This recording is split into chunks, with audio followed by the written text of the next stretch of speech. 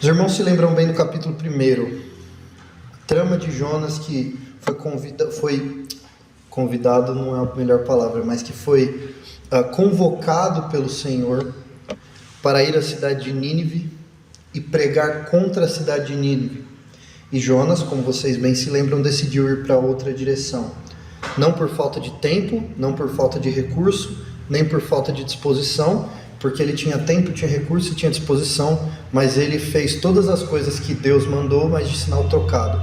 Ele se levantou, ou seja, exerceu sua disposição, ele comprou uma passagem, ou seja, ele marcou um destino, e ele reservou o seu tempo para ir embora, mas para ir para o lugar onde Deus não havia ordenado, para ir para o lado oposto, para a cidade de Tarsis. Nós já refletimos que a Jonas não faltava disposição, tempo ou dinheiro. Refletimos a respeito de como pagãos, muitas vezes, na tratativa com seus deuses, podem nos ensinar como nós deveríamos estar lidando com o nosso, que é o único verdadeiro.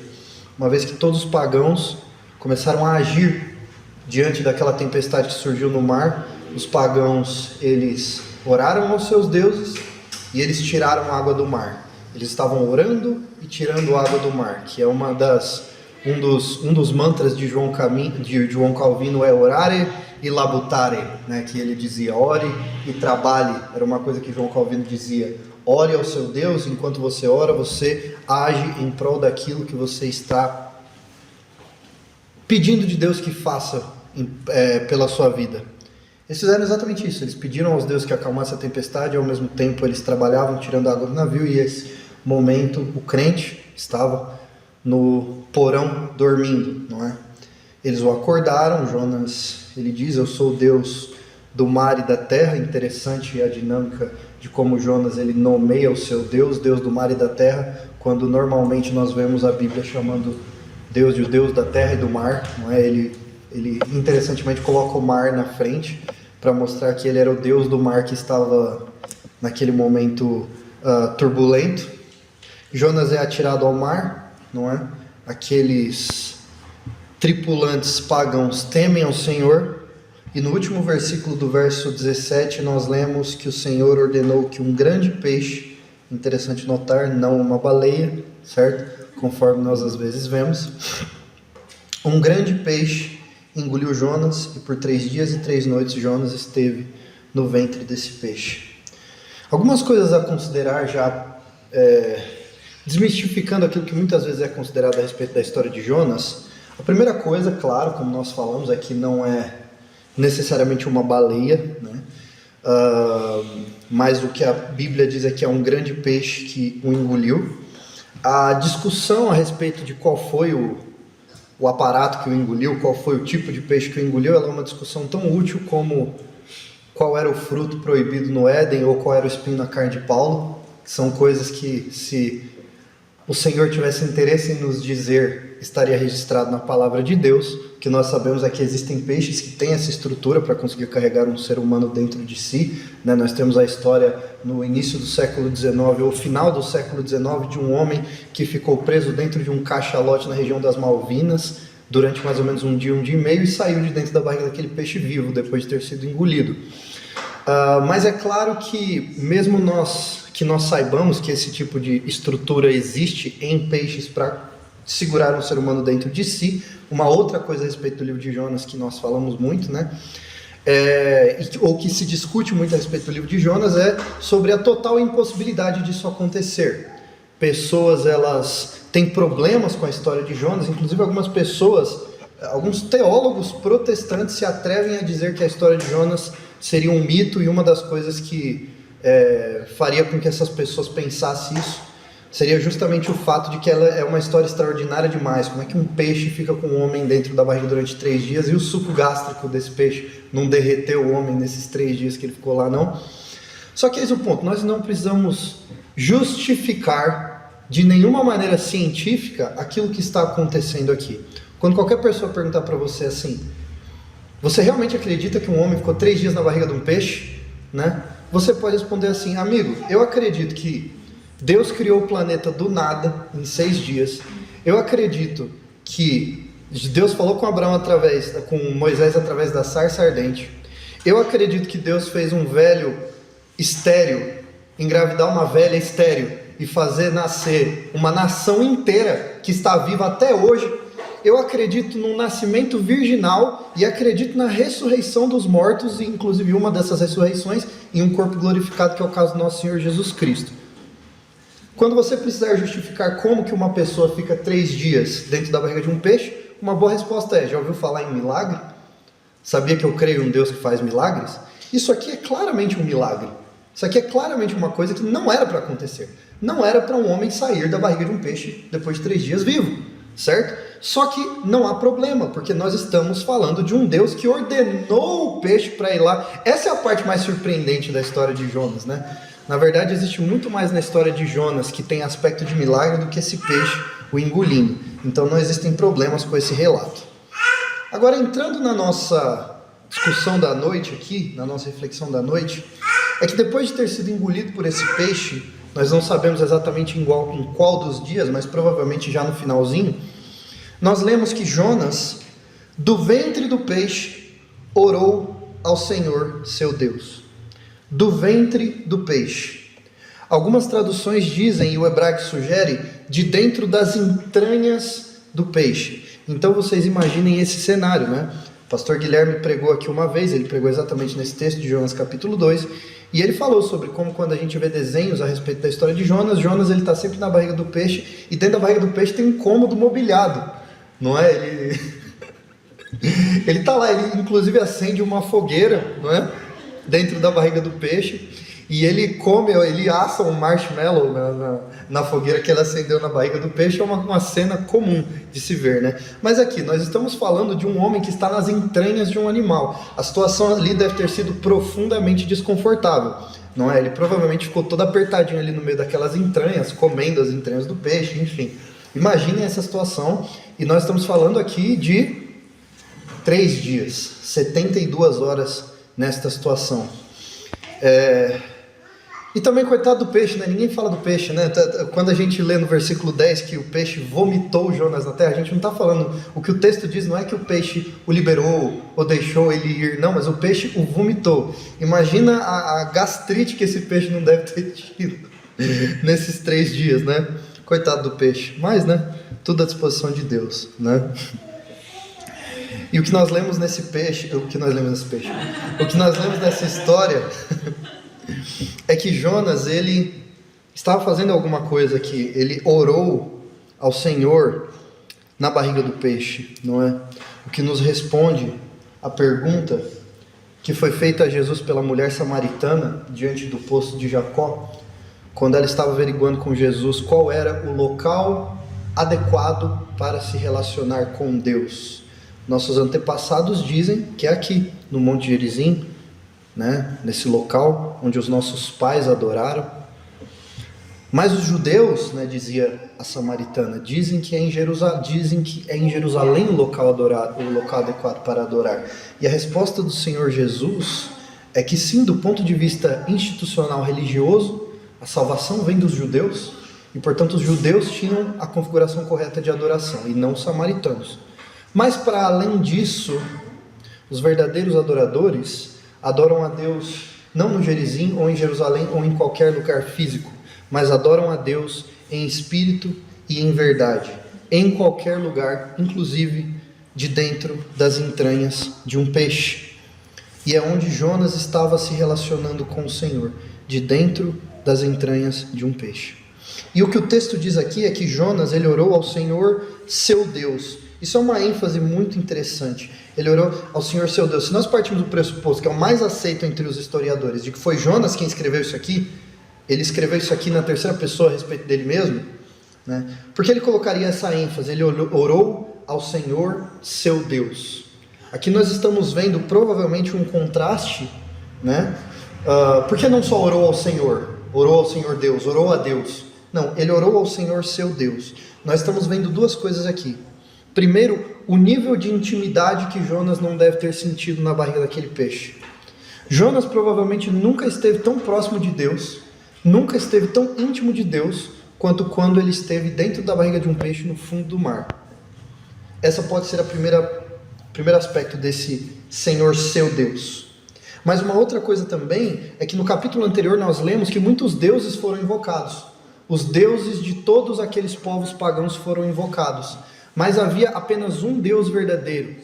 Esta aqui é a primeira ocasião no livro em que Jonas ora. Aqueles pagãos haviam orado no capítulo anterior, o capítulo inteiro. Cada um orando ao seu Deus. E então, de dentro da barriga do peixe, Jonas ora finalmente ao seu. Ele finalmente ora ao seu Deus. Por isso, a ênfase. E aí, qual é a situação em que Jonas ora ao Senhor? Existe alguma situação mais inconveniente ou desagradável, desconfortável do que essa?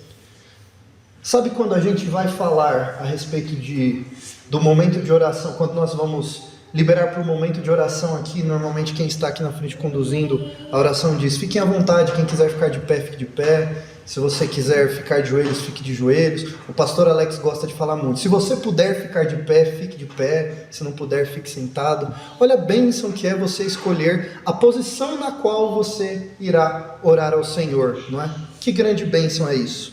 Não era o caso de Jonas. Provavelmente a posição que ele parou na barriga do peixe foi a posição que ele ficou.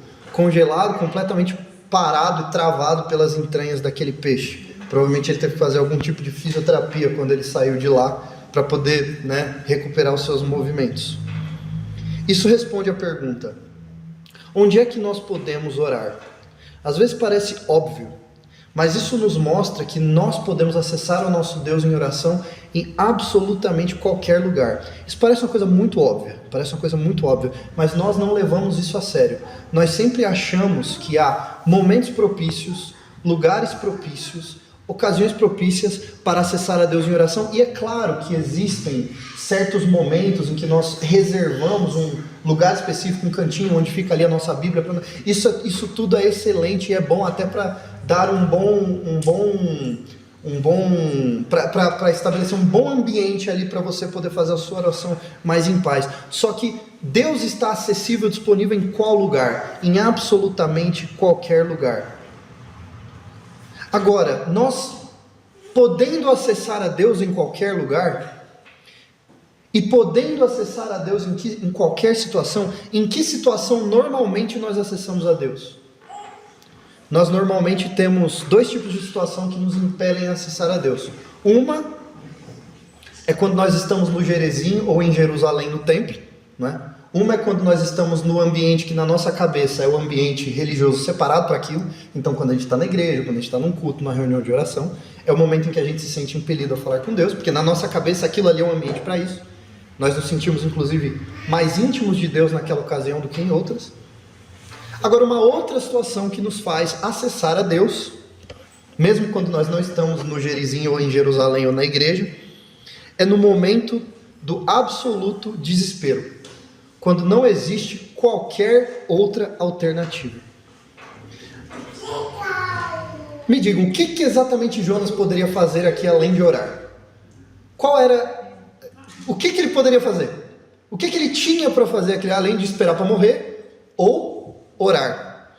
Ele não tinha nada para fazer. Pense no perfil de Jonas. Jonas é a pessoa que iria até a última consequência sem orar a Deus, tentando dar o seu jeito de resolver a situação. Ele fugiu de Deus, ele colocou todos os seus recursos à disposição da sua desobediência. Enquanto todos os pagãos oravam no meio da tempestade, ele não orou.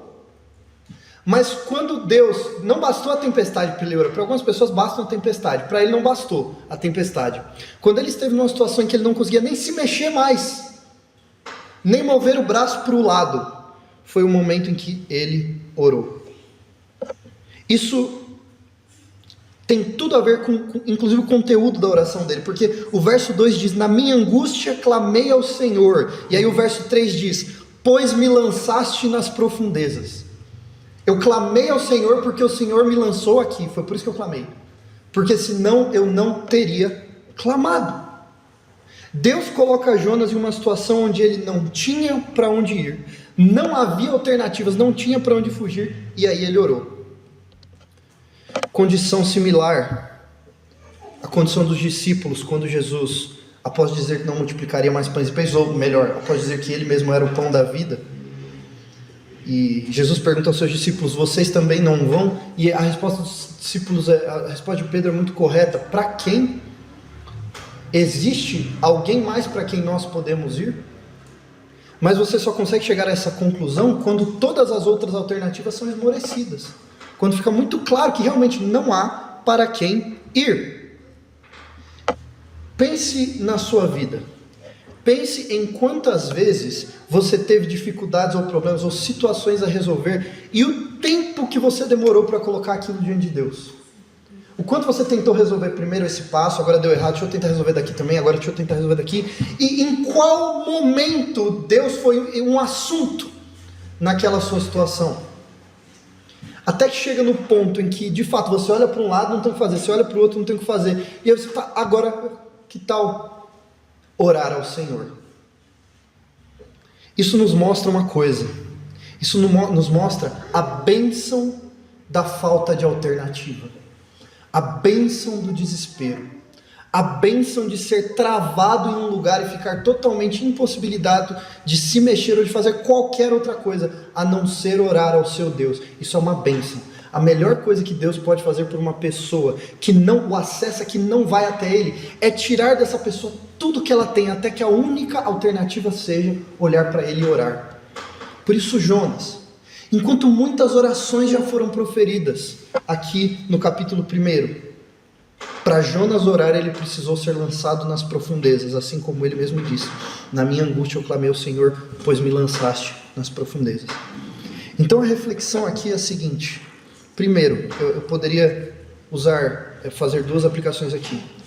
Primeiro, durante a angústia, ou durante o problema, durante a situação a resolver, ou diante de qualquer situação que seja, lembre-se de orar ao Senhor, de ter a oração ao Senhor, de lembrar-se que você tem livre acesso a orar ao Senhor de qualquer lugar, antes que Deus precise te colocar numa situação para você lembrar disso. Lembre-se diariamente que Deus está disponível e de que Deus ele te escuta e que todas as situações, as mais corriqueiras, podem ser colocadas diante dele, porque a maneira dele de te ensinar isso, se você não o fizer, se você não ir a ele em oração, ele vai te ensinar isso, tirando todas as distrações do seu caminho. Isso pode ser extremamente dolorido. Talvez não precise chegar nesse ponto. E a segunda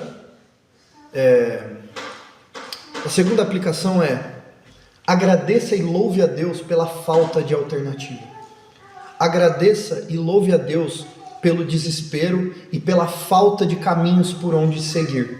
Porque no momento em que não há nenhum lugar para onde ir, no momento em que você está dentro da entranha do peixe, você não consegue nem se mexer. E, bom, dizem que o fundo do poço é o melhor lugar que você pode estar. No fundo do poço tem sombra e água fresca, né? Veja, quando você está também fala que quando você está no fundo do poço, é o único lugar que você pode ir para cima, né? Você já bateu no fundo, né? Estar nessa situação é uma bênção.